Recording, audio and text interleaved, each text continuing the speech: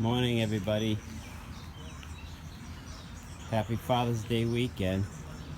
Um, so it's early, and I'm not trying to make a lot of noise, so I'm keeping busy. But these bolts, I'm tightening down right now. Um, so you do an original snug down, it's called, and you bring them to like a 14-inch breaker bar's amount of power by man. So it's probably about 200 pounds or so. So these get snugged down to 200, and then it's so then they relax a little bit, and then you got to come back and they got to be cranked down to 600 plus foot-pounds. So anyways, that's what I'm doing this morning to keep busy. So I just wanted to make a little video showing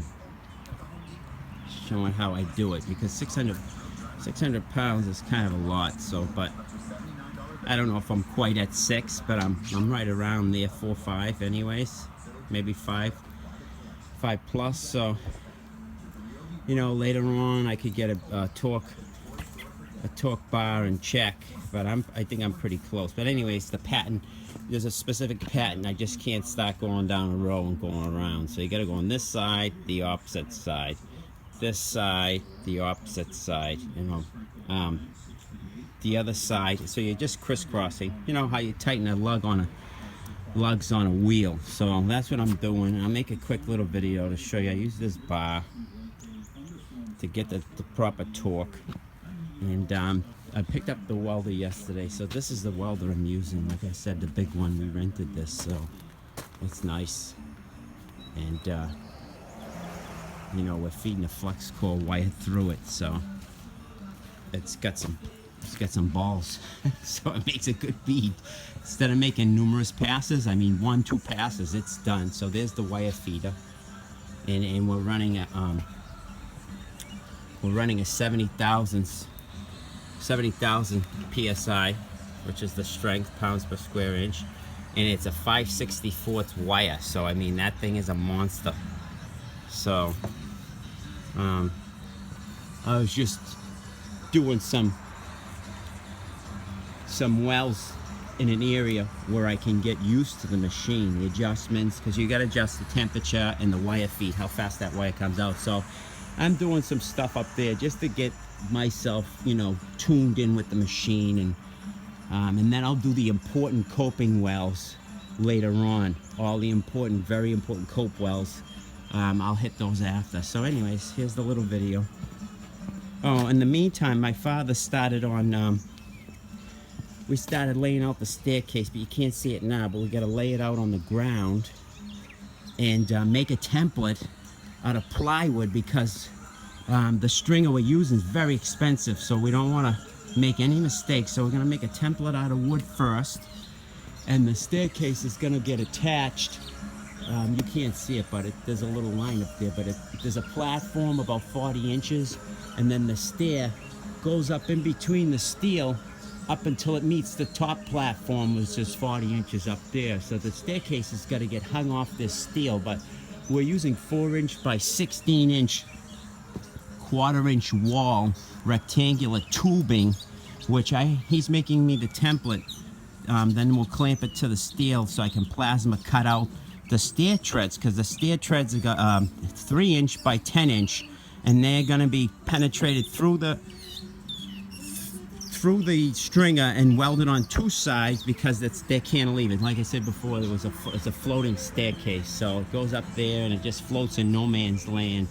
And visually, when the facade, the metal comes around the facade and wraps, it's supposed to look like the stairs are just dangling out in no man's land. So that's the idea. So, but he's doing the layout on that and getting it ready for me, so I could start cutting, and then I'll have to fabricate and weld it all, and then we're gonna erect it. We're gonna set the template up there, because we gotta scribe around this tube and make sure everything fits and jives and everything's level when the string is in place, and adjust and stuff. So we'll do it in wood first, cheap plywood, and then we'll go hit the steel, and then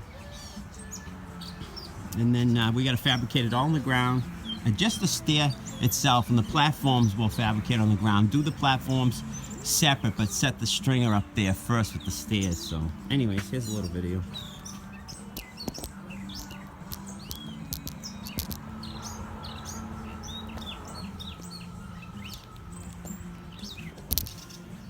So anyways,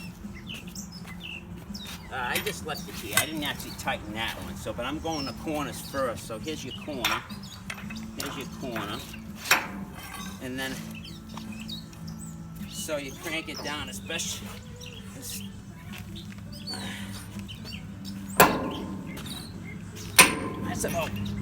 That's about 500 pounds right there. And then, so now jump to the other corner.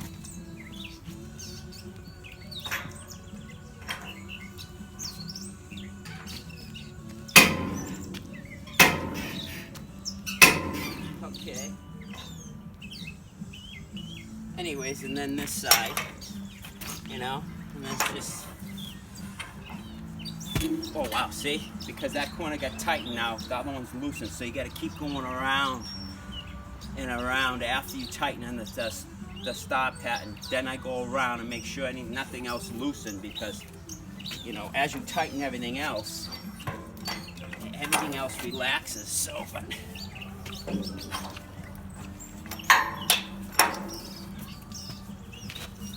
you know, and I'm not making a lot of noise for the neighbors, so at least I'm keeping busy. But in a little while, I'll be making a lot of noise.